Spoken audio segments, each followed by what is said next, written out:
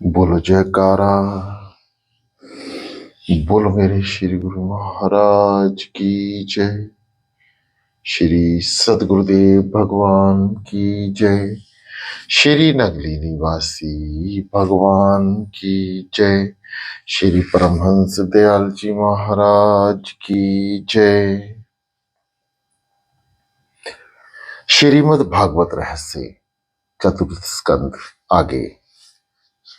कालदेव मृत्यु की पुत्री जरा के साथ विवाह करने की इच्छा कोई नहीं करता।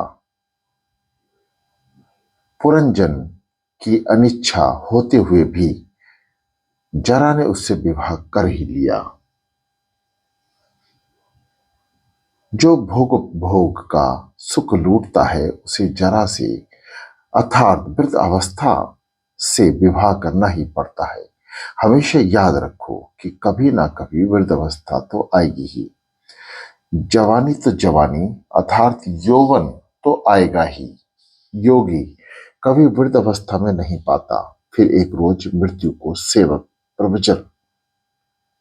प्रज्वर जाता है। प्रज्वर है अंतकाल का ज्वर। स्त्री में आतिश्य आसक्त रहने वाले पुरंजन ने अंतकाल में भी स्त्री का चिंतन करते हुए देह त्याग किया। परिणामतः विदर्भ नगरी में उसे कन्या रूप में जन्म लेना पड़ा। स्त्री का चिंतन करने से पुरंजन को स्त्री बनना पड़ा। यह बात पुरुषों को चेतावनी देती है कि वे किसी स्त्री का अधिक चिंतन ना करें, अन्यथा अगले जन्म में साड़ी पहननी पड़ेगी, किसी की पत्नी बनना पड़ेगा, संतानें होंगी, कठिनाइयां झेलनी पड़ेंगी, जिसका विचार मात्र कंपकपी कराने वाला है। पुरंजन पुरुष था, किंतु बार बार स्त्रियों का चिंतन करते रहने से उसे अगले जन्म में स्त्री बनना पड़ा। कोई हमेशा के लिए पुरुष या स्त्री नहीं रह सकता। वासना के अनुसार शरीर बदलता रहता है। पुरंजन को केवल जवानी में ही पाप किया था। बाल्यावस्था और वृद्धावस्था में तो उसने सत्कर्म ही किया था। इन्हीं के पुण्य के कारण उसका जन्म एक ब्राह्मण के घर में कन्या रूप में हुआ। विदर्भ देशवासी उस कर्म कांडी ब्राह्मण के घर में दर्भ का विशेष उपयोग होता है। मर्यादा धर्म का पालन करने पर उसका विवाह द्रविड़ देश के पांड्या राजा के साथ हुआ। कर्म करने से चित्त शुद्धि होने के बाद विवाह हुआ। द्रविड़ देश तो है महारानी भक्ति का नेहार। पांड्या राज अर्थात भक्तिपति से विवाह हुआ। भक्तपति से विवाह हुआ। कर्म करने से चित्त शुद्धि हो तो भक्ति की जा सकती है। लोग मानते हैं कि भक्ति मार्ग सरल है, किंतु यह तो अतिशय कठिन मार्ग है। मर्यादा धर्म का पालन किए बिना भक्ति का उदय नहीं हो पाता। चित्त की शुद्धि बिना भक्ति का उदय नहीं होता। अंत में परमात्मा का अनुभव करने के लिए ज्ञान आवश्यक है। भक्तिपति के साथ विवाह होने पर भक्तपति के साथ विवाह होने पर कन्या और 7 पुत्रों का जन्म हुआ। कन्या है कथा श्रवण में, सत्संग में रुचि। इसी प्रकार भक्ति का जन्म हुआ। 7 पुत्र भक्ति के 7 प्रकार हैं: श्रवण, कीर्तन, पाद सेवन, अर्चन, बंदन, दास्य, अर्थात 7 प्रकार की भक्ति सिद्ध हुई। भगवान के नाम, रूप, गुण, प्रबल लीलाओं का कान में श्रवण, मुख से कीर्तन और मन से स्मरण करने का क्रमशः श्रवण, कीर्तन और स्मरण भक्ति सिद्ध होती है। प्रभु की सेवा करने से अर्चन भक्ति सिद्ध होती है। प्रभु की मूर्ति को बंदन करने एवं बंदन भक्ति सिद्ध होती है। ये 7 प्रकार की भक्ति मनुष्य को प्रत्यंत से प्राप्त हो और सिद्ध कर सकता है, किंतु 18वीं सांख्य भक्ति और 9वीं 8वीं सांख्य भक्ति और 9वीं आत्मनिवेदन भक्ति प्रभु कृपा से ही प्राप्त हो, प्रभु कृपा से ही प्राप्त और सिद्ध हो सकती है। श्रवण आदि 7 प्रकार की भक्ति सिद्ध करने के लिए एक बार पति की मृत्यु के समाचार से दुखी हुई उस कन्या को परमात्मा ने सदगुरु के रूप में आकर बोध किया। भक्ति के 7 प्रकार सिद्ध होने पर परमात्मा सांख्य दान करते हैं, आत्म निवेदन का दान करते हैं। अर्थात जिस मित्र को, जिस अभिज्ञात को यह जीव माया के कारण भूल गया है, वही सदगुरु के रूप में आया। इसका अर्थ यह है कि अभिज्ञात के रूप में परमात्मा ने वहां आकर ब्रह्म विद्या का उपदेश दिया कि तू मुझे छोड़कर मुझसे दूर हुआ और 9 द्वार वाली नगरी में रहने गया। तब से तू दुखी ही हो रहा है। तू अपने स्वरूप को पहचान। लौकिक सुख में मनुष्य इतना तो फंसा हुआ रहता है कि वह अपने आत्म स्वरूप का विचार नहीं कर सकता।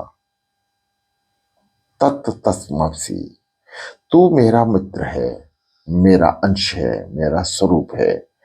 तू स्त्री पुरुष रूप नहीं है। तू मेरी और देख। पुरंजन प्रभु ने के सन्मुख हुआ, जीव और ब्रह्म का मिलन हुआ, जीव कृतार्थ हुआ। तू पुरंजन राजा है। तू कई बार स्त्री बनना और कई बार पुरुष, फिर भी तुझे तृप्ति नहीं हुई। अब भी जगत में कब तक और कितना भटकना है। परमात्मा का आश्रय लेकर उसका चिंतन करते हुए अपने स्वरूप में लीन होगा तो तू कृतार्थ होगा। भक्तमाल में अमरदास जी की एक कथा है। एक बार अमरदास जी अपनी माता से पूछा, माता, मैं तेरे विवाह के समय कहाँ था? तो माता ने कहा, बेटा, मेरे विवाह के पश्चात तेरा जन्म हुआ है। तो पुत्र ने कहा था, माता, तू गलत कहती है, इस समय भी मैं कहीं पर तो था ही। मेरा यह मूल निवास कहाँ है? हमारी बुद्धि ये जानती है कि हमारा मूल निवास स्थान कहाँ है, अर्थात जीव जगत में भटकता फिरता है। नारद जी ने प्राचीन भरे राजा को पुरंजन का आख्यान कह सुनाया। विषयों में जीव ऐसा फंसा हुआ है कि वे सोचता तक नहीं कि वे कौन है। फिर यह परमात्मा को ही पहचान ही कैसे सकेगा? अपने को जो पहचान नहीं पाता वह भगवान को कैसे पहचानेगा? इस तरह जीवात्मा की कथा सुनकर प्राचीन भरे राजा को आनंद हुआ और बोला कि मैं अब कृतार्थ हो गया। अब मैं मात्र यज्ञ नहीं करता हूं, मैं अब भागवत चिंतन करते हुए भगवान में लीन हो गए। कथा मनुष्य को उसके दोषों से परिचित कराती है और मुक्ति कराती है। पूर्व जन्म का प्रारब्ध को झेलना और ऐसा प्रयत्न करना कि नया प्रारब्ध उत्पन्न हो ही नहीं, उत्पन्न ही ना हो, ऐसा पवित्र और सादगी भरा जीवन जियो कि जन्म मृत्यु के चक्र से मुक्ति प्राप्त हो जाए। आत्म परमात्मा का अंश है। जीवात्मा देह है, भिन्न है।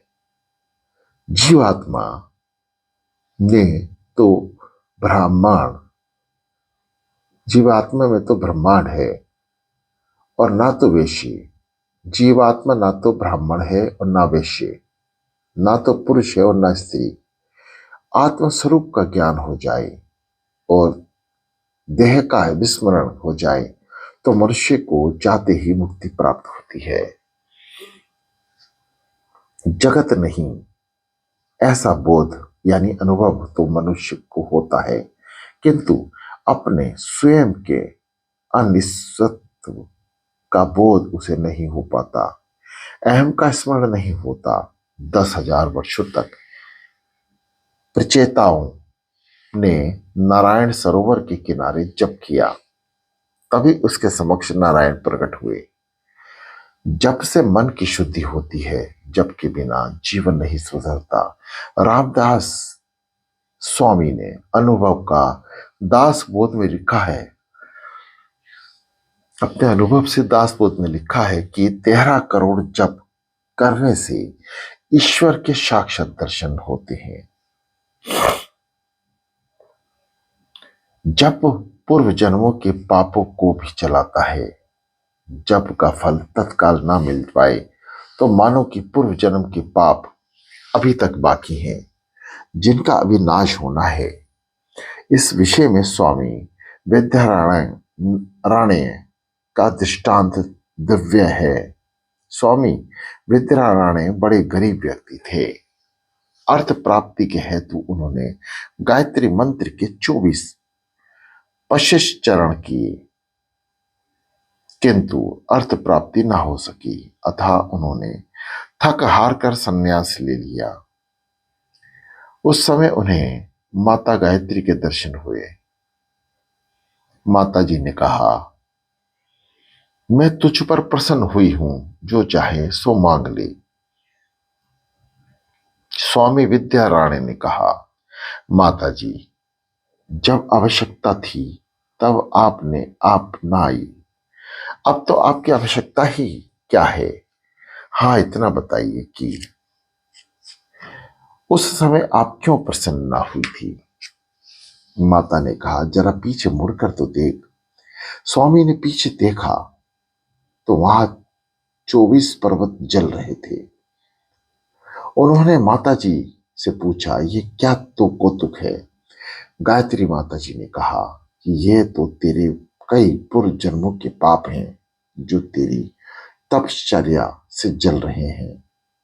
24 पर्वतों के समान महान तेरे पापों का क्षय होने पर ही मैं शीघ्र ही आ गई।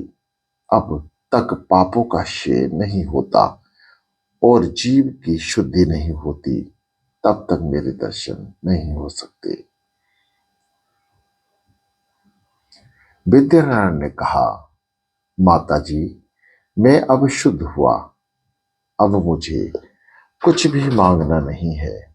और आगे जाकर उन्होंने पंचदशी मात्र का वेदांत का उल्लेख,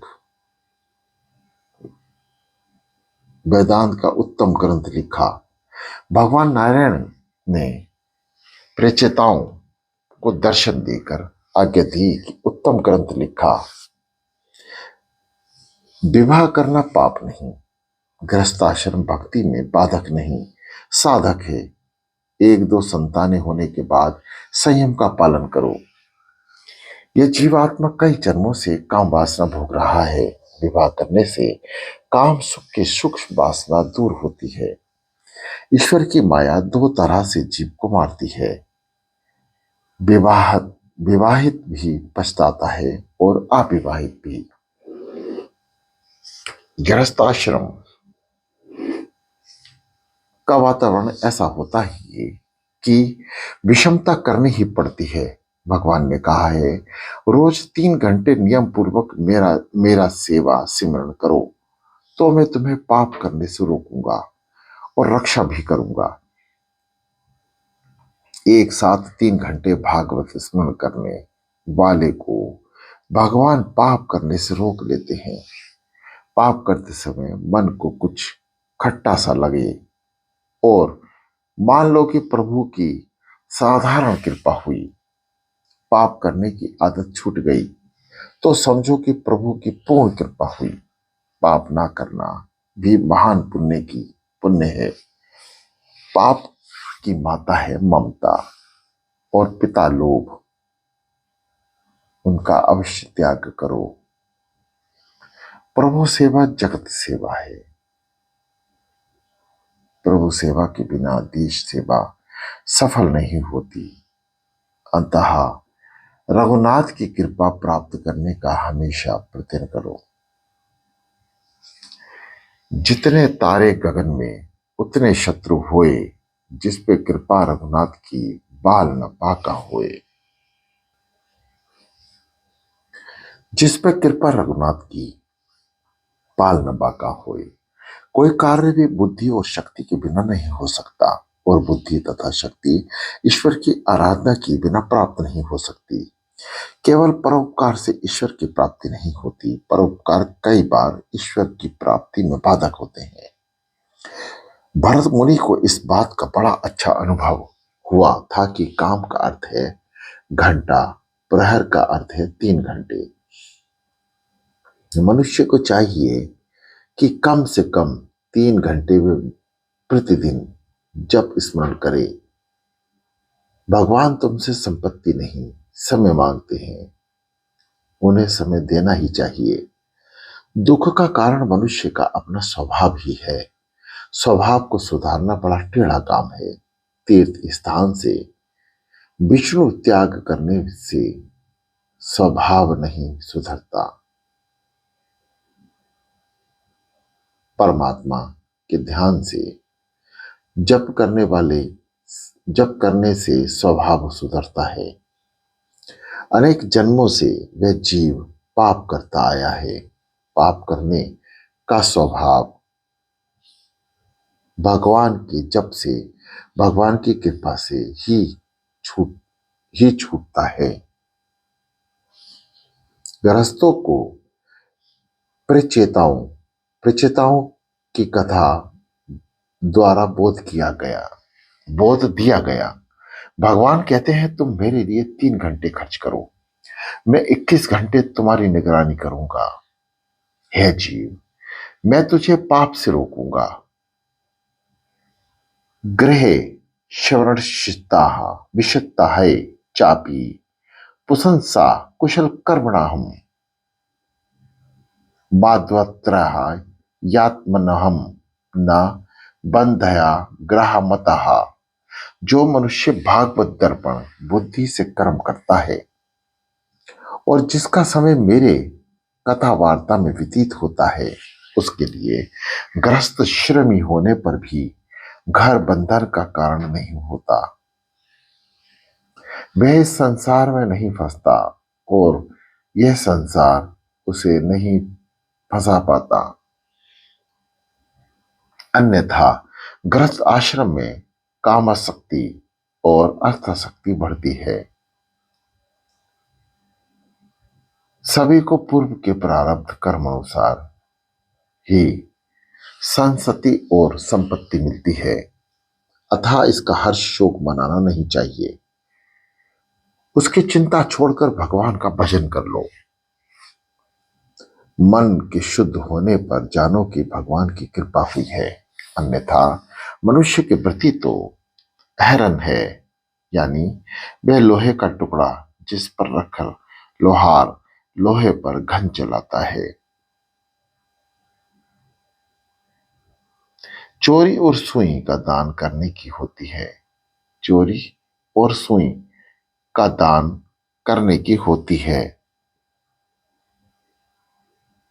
ऐसी वृत्ति छोड़नी चाहिए और समलोष्ट समलोष्टाशम कंचन अर्थात मिट्टी पत्थर और कंचन को एक समान मानने की दृष्टि प्राप्त करनी चाहिए। राका बाका जैसा वैराग्य होना चाहिए। राका और बाका नामक पति पत्नी कहीं जा रहे थे और बाका पीछे रास्ते में राका ने देखा कि एक सुवर्ण हार पड़ा हुआ है। उसके सोचा कि हार को देखकर बाका की दृष्टि मति भ्रष्ट हो जाएगी, तो वह उस हार को धूल से ढकने लगा। उसे ऐसा करते देखकर बाका ने पूछा, ये तुम क्या धूल क्यों इकट्ठी कर रहे हो? बाका ने कहा कि वैसे तो कोई बात नहीं है, किंतु बाका ने जब सच्ची बात जानी तो उसने कहा, धूल और धूल से क्यों ढका? क्या अभी तक तुम्हारी दृष्टि में सुवर्ण और धूल दोनों भिन्न वस्तुएं हैं? ऐसी भावना तुम्हारे मन में कैसे रह गई? तो राका ने कहा, तू तो मुझसे भी आगे बढ़ गई। तेरा वैराग्य तो बांका है और पत्नी का नाम है बांका पड़ गया है।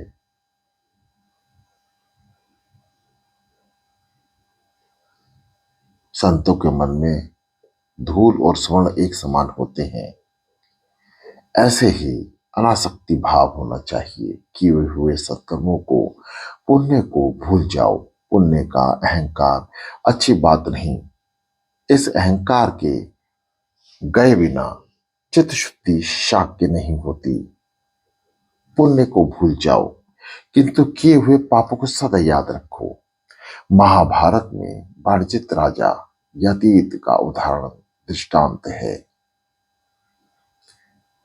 अपने किए हुए पुण्यों के बल से राजा यतीत स्पर्शीय स्पर्श शरीर स्वर्ग से स्वर्ग में गए। उन्होंने इंद्र आसन पर बैठना चाहा।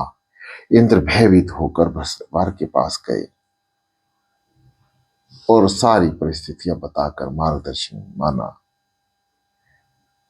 तो बृहस्पति ने इंद्र से कहा, तू ये सारी परिस्थितियां बताकर मार्गदर्शन मांगा। तो बृहस्पति ने इंद्र से कहा कि तू यति राजा से पूछ कि उसे पृथ्वी पर कौन कौन से पुण्य किए हैं जिसके बल से वे इंद्रासन पर बैठना चाहता है। इतने पुण्य का वर्णन करने से उन पुण्यों का क्षय होगा। इंद्र ने बृहस्पति से परामर्श के अनुसार यतीत से पूछा। यतीत ने अपने पुण्य का स्वयं ही वर्णन किया अथा उस पुण्यों का अक्षय हो गया और फलवत्ता फलवत्ता वह स्वर्ग को पतन हुआ।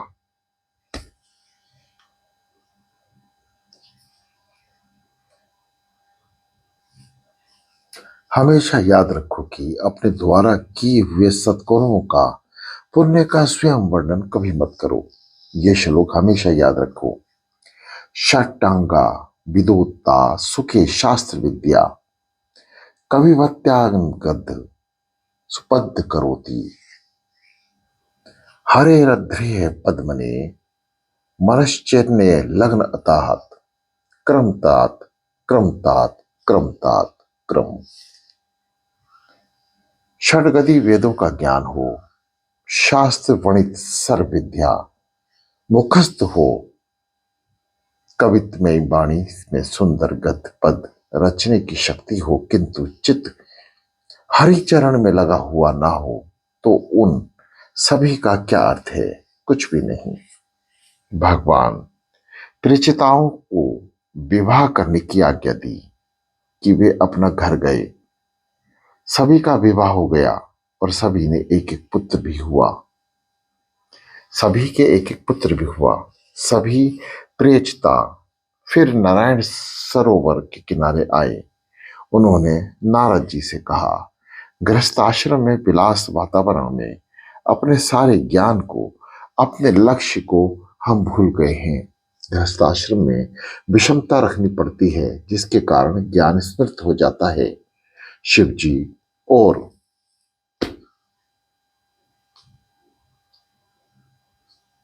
भगवान नारायण ने हमको उपदेश दिया था, वे भी हम भूल चुके हैं। आप हमें फिर से उपदेश दीजिए। सारे जगत को कोई भी खुश नहीं कर सकता। जगत को प्रसन्न करना बड़ा कठिन है। एक बार कोई पिता पुत्र एक घोड़े को लेकर जा रहे थे। पुत्र ने पिता से कहा, तुम घोड़े पर बैठ जाओ, मैं चलता हूं। पिता घोड़े पर सवार हो गया। रास्ते में कुछ लोगों ने कहा, ये पिता कितना निर्दयी है, स्वयं घोड़े पर सवार है और छोटे से पुत्र को धूप में चला रहा है। यह सुनकर पिता चलने लगा और उसने पुत्र को घोड़े पर बिठा दिया। आगे रास्ते में फिर कुछ लोग मिले। उन्होंने कहा कि पुत्र कितना निर्जल है, जो जवान होकर भी घोड़े पर सवार है और बूढ़े बाप को पैदल चला रहा है। इनकी बात सुनकर पिता पुत्र दोनों घोड़े पर सवार हो गए। रास्ते में फिर कुछ आदमियों ने कहा, कितने निर्दयी हैं ये लोग, दोनों भैंसे जैसे हैं और छोटे से घोड़े पर सवार हैं। इनके बाहर से बेचारा घोड़ा दब के मर जाएगा। इनकी बात सुनी तो पिता पुत्र दोनों पैदल चलने लगे। रास्ते में आगे फिर कुछ लोग मिले। उन्हें सुना कि कितने मूर्ख हैं ये लोग, साथ में घोड़ा है फिर भी पैदल चल रहे हैं। एक बैठा तो भी टोका, दो बैठे तो भी निंदा, और दोनों पैदल चले तो भी जली घटी सुननी पड़ी। जगत में कैसा व्यवहार रखें, कैसा बर्तन रखें, ये समझ में नहीं आता। किंतु परमात्मा को प्रसन्न करना कितना कठिन नहीं है।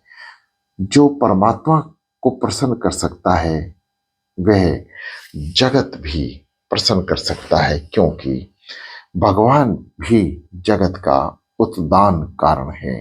रामचंद्र जी कुटिल के साथ भी सरल व्यवहार करते थे, किंतु कृष्ण सरल के साथ सरल और कुटिल के साथ कुटिल रहते थे। कृत्य प्रतिक्रम कुयार्तहम एष धर्ममाः सनातनः। यह है इन दोनों के अवतारों की भिन्नता। जगत को तो रामचंद्र भी प्रसन्न नहीं कर सके हैं, तो सामान्य मनुष्य तो कर ही क्या सकता है। समाज को राजा नहीं, संत ही सुधार सकता है। रामदास जी स्वामी मन को बोध यानी उपदेश करते हैं। बहुहिंडता सखी होरणम नहीं। इसलिए जगत को खुश करने की वृत्ति और इच्छा छोड़कर ईश्वर को प्रसन्न करने का प्रयत्न करो। प्रभु को प्रसन्न करने के 3 मार्ग नारद जी ने 4थे स्कंद में बताए हैं। दयाय सर्वभूतेषु संतुष्टाय येन केन वहा सर्वे इंद्रियां पश्चायन्ति चा तुष्ये त्याशु जनार्दनम। जीव मात्र के प्रति दया, जो कुछ भी मिले उससे संतुष्टि, सभी इंद्रियों का संयम, इन 3 उपायों से परमात्मा शीघ्र ही प्रसन्न होते हैं। इन बातों को कार्यान्वित करने वाले पर भगवान कृपा करते हैं। सभी इंद्रियों को संयमित करो और विषयों में उनको रमने ना दो। संयम के बिना जीवन सरल नहीं हो सकता। विष को खाने से ही मनुष्य मरता है, उसके चिंतन से नहीं। किंतु अपभोग ना करते हुए भी विषयों के चिंतन मात्र से ही मनुष्य मरता है। अर्थात विषय विष से भी बुरे हैं, उसका विषवक्त त्याग करो। विदुर जी ने कहा, मैंने सुना कि उसका मुझे चिंतन करना है। मैं ही ईश्वर से भिन्न हो गया हूं, मैं ही पुरंजन हूं। ऐसा सोचकर कथा का बार बार चिंतन करो। मैत्रेय जी ने विदुर जी को ये कथा सुनाई। विदुर जी को मुक्ति मिली। प्रेषिताओं की कथा वाग्ता और श्रोताओं के पापों को जलाती है। हरे राम राम राम हरे हरे, हरे कृष्णा कृष्णा कृष्णा हरे हरे। कल श्रीमद् भागवत रहस्य का 5म स्कंद का शुभारंभ होगा। बोलो जयकारा, बोलो मेरे श्री गुरु महाराज की जय।